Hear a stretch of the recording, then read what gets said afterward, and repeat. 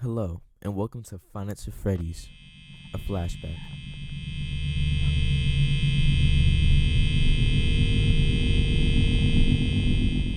Now, Five Nights at Freddy's is an indie horror game survival launched in 2014 by indie game developer Scott Cawthon. This game was a well-rounded turning point for the entire horror genre at the time, as it wasn't like any other game you've seen before. You were sitting in one spot individually with very rare resources and very rare features. Rare and scarce, matter of fact.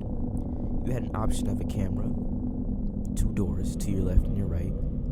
Power consumption controlled the other features, as those doors supplied yourself with lights and a mechanic to close and open them, as well as the camera, which supplies you with 9 cameras for the first game.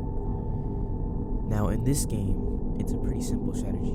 You defend off the 4 main animatronics of Freddy Fazbear, Chica the Chicken, Bonnie the Bunny, and Foxy the Pirate Fox. Now, I'm going to go into a breakdown of each character later in the video, but first I want to finish off the game's original and substantial mechanics. Now let's move straight into gameplay mechanics. I've already covered the 4 bases of your gameplay mechanics, but let me dig in deeper. To start off, the camera, which controls 9 cameras, allow you to watch over the pizzeria, which is your survival location, from different points of monitoring. Now, these cameras are one of the most important resources in the game, but also can be abused to a point where you don't even need them anymore. In most strategies towards the final nights of the game, hence the name Five Nights at Freddy's, they're mostly a easing point for the survivalist. They provide you with the information you are not always equipped with, as you can preview the locations of the animatronics trying to stop or end your survival. You are on a time-based sort of row. You have 6 hours to survive, not literally in reality of the game is 6 hours, but in reality of playing the game, I believe it is about 12 minutes per night. In these 12 minutes, 6 hours pass by, 2 minutes per hour, by the way. And you have to maintain a constant consumption of power. Why, you may ask? Well, if you run out of power before the time reaches 6 a.m., you'll be greeted with this frightening performance.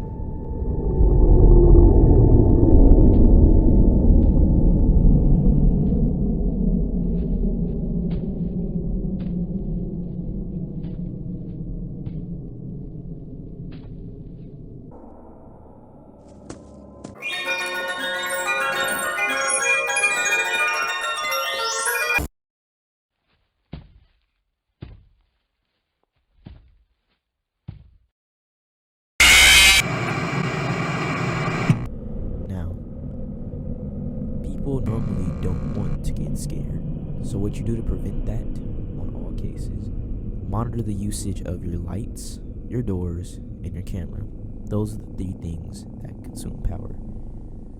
At all times, you gradually consume power due to the basic power of the building being on a low power source told by Phone Guy in various phone calls. Speaking of Phone Guy, his purpose in Nights 1 and 2 are to provide you information about the company, hinting to lore, and gameplay mechanics through the also more form of lore. Also tells you why you even considered this job in the first place.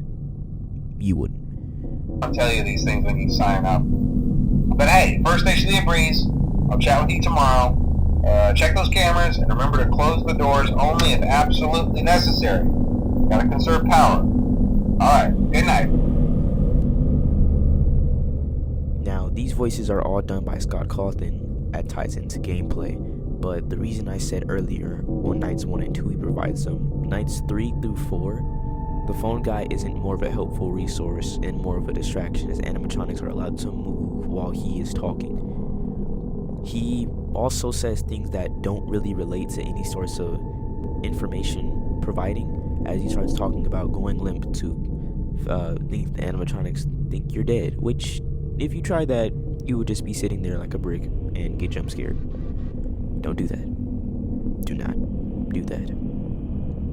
In Night 4, it typically is a distraction of sound, but also gives you a hint of lore, as Phone Guy actually dies in Night 4. I'll play it now. You can do it.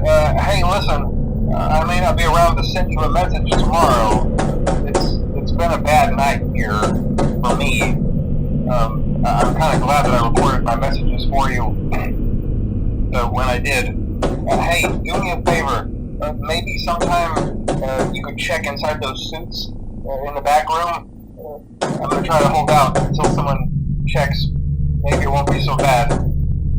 I always wondered what was in all those empty heads back there. You know. Oh no.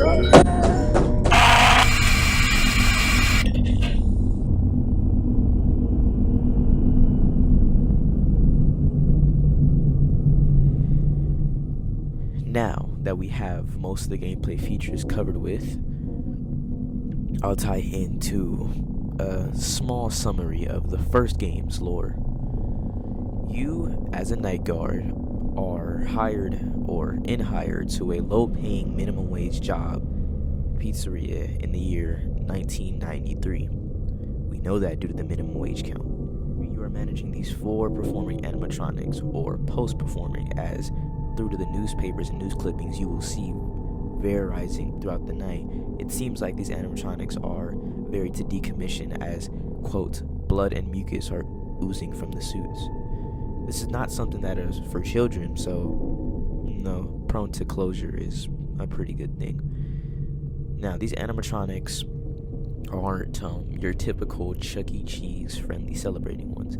Though their appearance, they are actually haunted by the ghost of a 5-child murder. The murder hence being caught, but never found on the cameras in the pizzeria. Now, these 4 animatronics each have indicative features that, let's just say are not that hard to keep track of. I'm going to go through each individual animatronic's features and how it ties into lore and gameplay both. Let's start with the most common and actually the most ferocious animatronic of the first game, Bonnie the Bunny. Now, Bonnie would be the first animatronic you see leave the stage in the first night, as when the phone call is done at 2 a.m., Bonnie leaves towards the backstage path. The backstage path then goes back around through the dining hall. Dining hall leads into the left hallway, which is the hallway that connects to your door, which then leads to your door, which where you need to use the left door, which uses power to fend them off and, survive. Bonnie's movement is based on not much with the lore, but since he is such a demanding animatronic and such a common animatronic, his blocking off is very simple. You have a certain wait time before he jump scares you, and you can see his launch with the light feature on the door.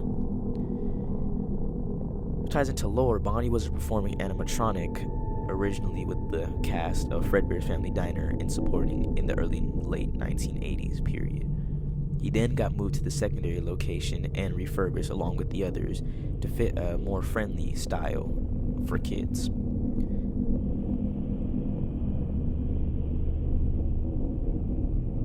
Now we'll move on to Chica the Chicken.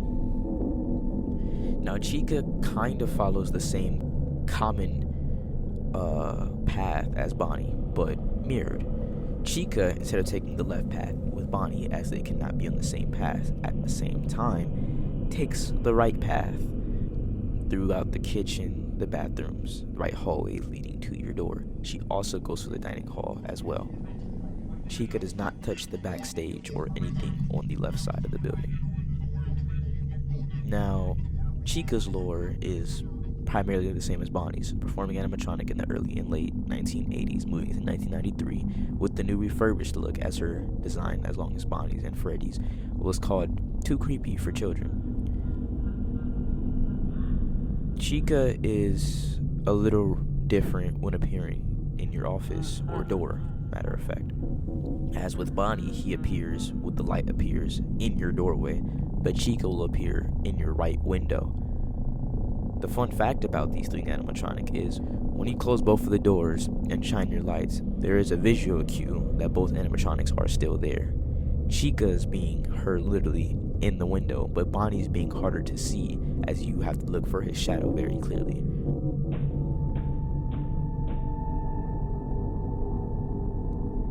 Before I move on to Freddy Fazbear, another thing that ties into lore are the sounds that Chica and Bonnie both make when your camera is up but they have entered your office.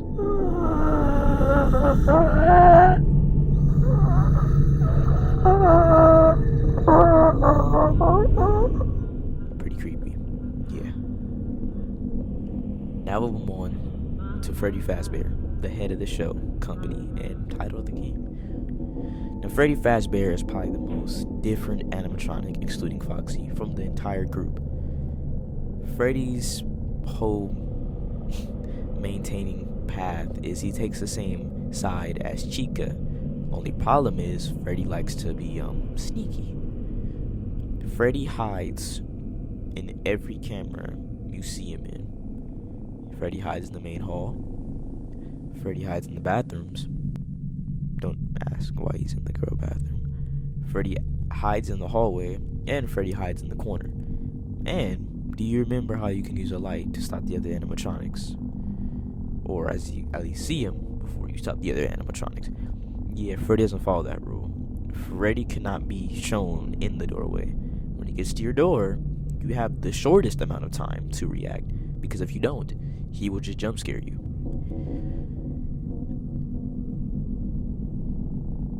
Freddy's lore ties into a lot, actually.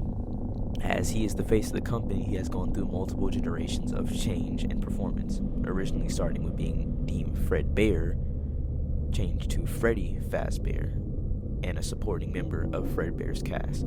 He then got moved, upgraded, refurbished, and now he's here. Freddy is also the main animatronic that you get to first, I guess, theme around at the start of the game.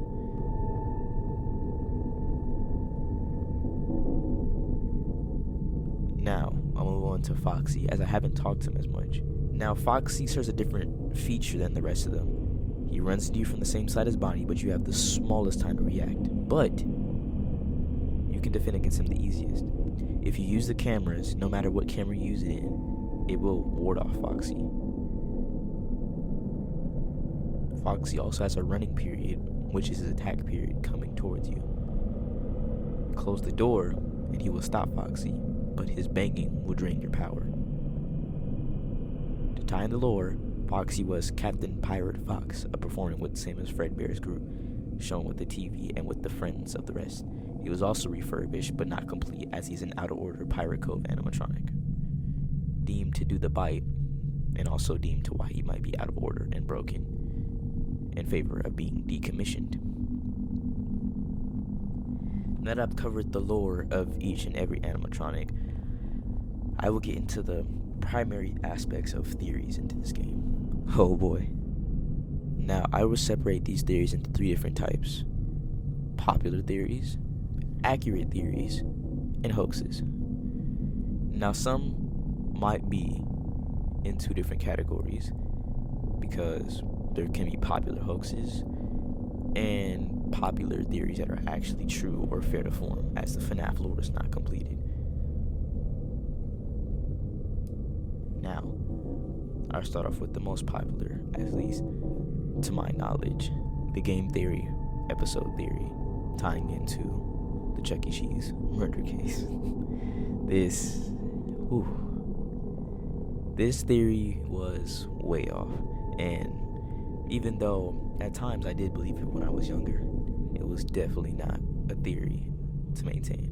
Now, this theory presumably related to a coincidence, or that's the closest thing to what game theory or MatPat could hereby see to, or some case But the research was, I could say, very phenomenal, and would probably what made it so popular. Now, a lot of these theories that are popular hoaxes are mostly ties into Phone Guy's information on the bite of 87 or going limp or other information that he doesn't really speak about, or newspaper clippings, little signs to theories that are let's just say very, very, very, very bad. On 3, 1, 2. Now, another popular theory that is neither a hoax or a truth is the bite of 87. There is no hereby solve of it yet. There's been really close ones, or as we think are close ones, but no theories are so yet confirmed. But the bite of 87 Was that the bite of 87? A child or a person got bit by an animatronic in the year 1987. What? Assumed by the casting of the animatronics, we can see that the bite of 87 most likely took place in Fredbear's family diner.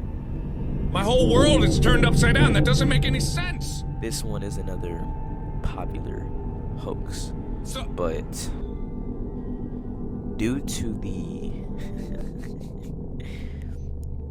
the jump scare of Foxy slowly peeking his head into your office, it is thought that Foxy is a good person and doesn't actually want to kill you. He just peeks into your office to check on you, but you die of fright. This theory is way out of line. To no closer proof do we have that Foxy does not want to kill you, that he is seen running to your office at full speed, and anyone who thought about this theory is crazy. You are crazy. Now we'll move on to the believe theory section, or the true theory sections. Now, the first theory I'm going to put in this section is the possibility of a phone guy in Night 4. Now, the reason of this theory was because of the sounds heard at the end of Phone Guy's death, which are the same sounds of the Golden Freddy animatronic, which I can't really explain much besides he is a spirit-like animatronic that phases in and out of your office and is activated due to either the 1987 Easter egg Scott Cawthon had added in the custom night, or the poster on your left side that you can only see in the cameras and is a really rare sight. It uses the same sound of his jump scare at the end of Phone Guy's death.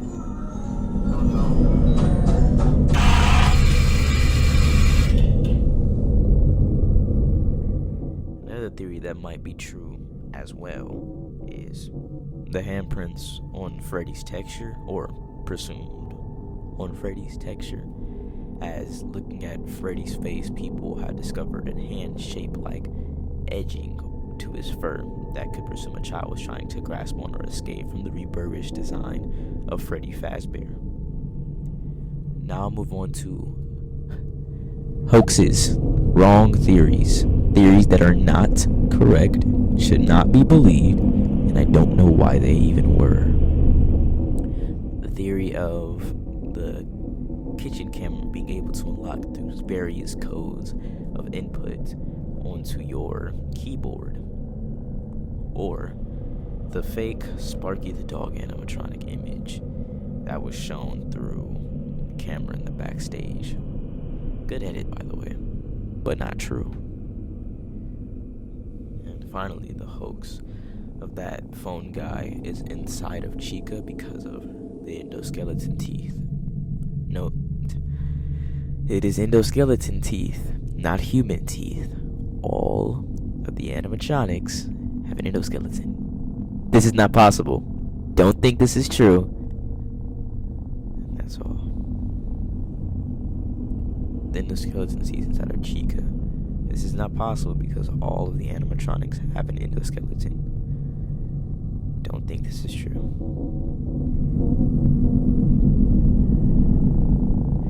The final segment I will cover onto this video is audio. The reason I'm only covering this segment is I feel like this is the most important part of the entire game. It can help you, it can distract you, or it can just blatantly be there to make it 18 times more creepy. Now, I will get into 3 versions of audio I like to call good audio, bad audio, and why audio. So good audio. Good audio is audio that helps you survive the game or give you cues that, might, that there's an animatronic trying to kill you.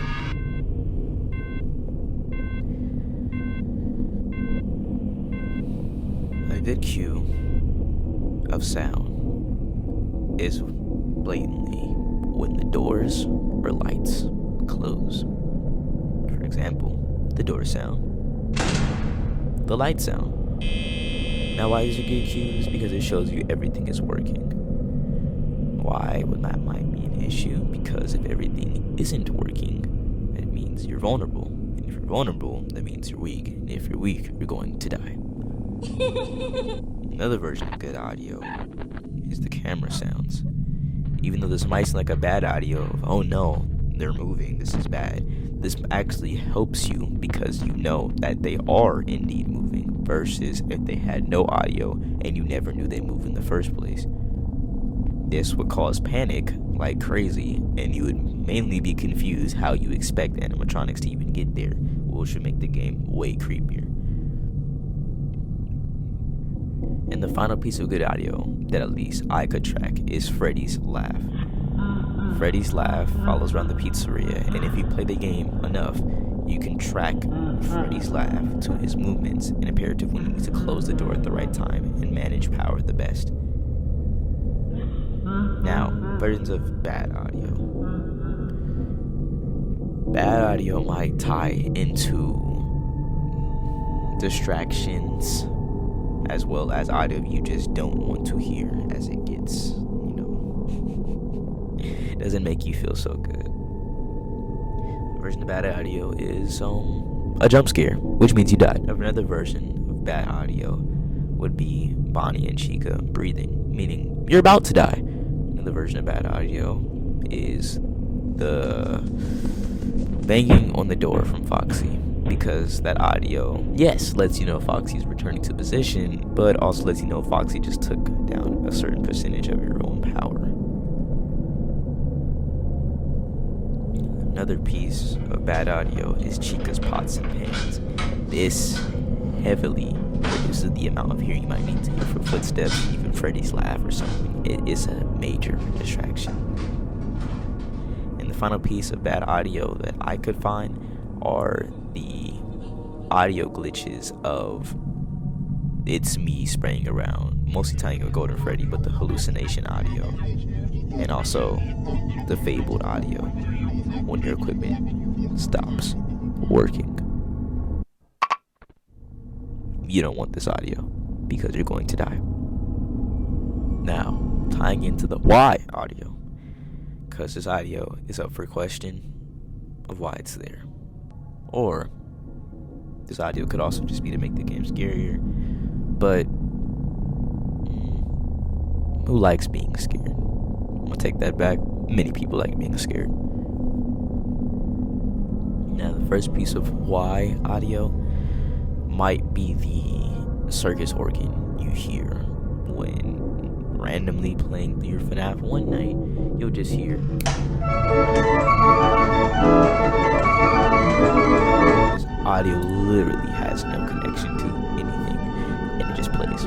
It just fits the pizzeria, but it's a distraction. So it could be a bad audio, but sometimes it doesn't even distract. It's just like why, hence why it's in why audio. You don't really know. The second piece of why audio would be Foxy's singing, which sounds like this. Another piece of audio that doesn't really have a purpose at all. It's just there. Another piece of why audio are these random strings, or I can't even say strings, but pieces of audio that sounds like a PlayStation startup.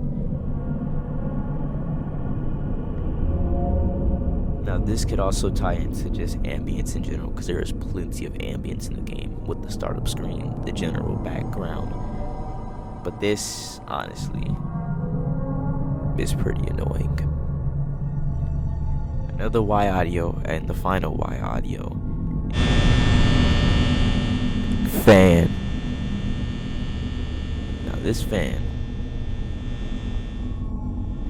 another piece of Y audio, is the fan. Even though the fan becomes a constant drone of sound that you can easily tune out, sometimes when you're listening for stuff that are, not aware of the fan, sometimes it decides to chirp its way in and can really distract you. Most times it doesn't, depending on the level of skill you are, but level of skill also ties into survival, and if you don't have enough skill, you die. Sorry.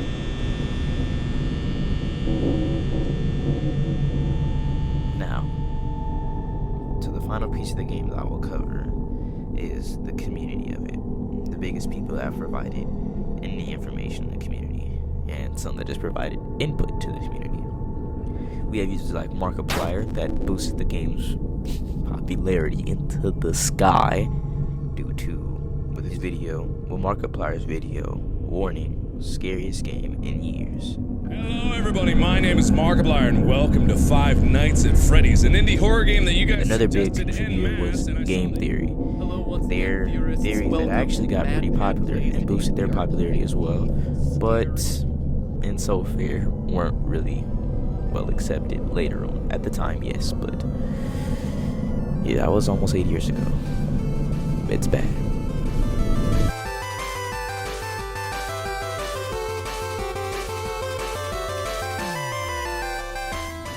Another big contributor to the community were the multiple, and I mean multiple, songs. Now these songs produced by people like The Living Tombstone and DA Games and creators of Welcome to Freddy's or JT Machinamore, or now JT Music. It's just crazy to see performed out. It is really, really insane, and just going back to check on everything is really big and nostalgic and crazy that it all happened at the same time. In September, a little less than 2 months after the initial game's release, an image had popped up on Scott Cawthon's website titled scottgames.com. Grand reopening number 2 with the version of Attacked Off Freddy Fazbear. Grand reopening. If you're hearing this, then chances are you've made a very poor career choice.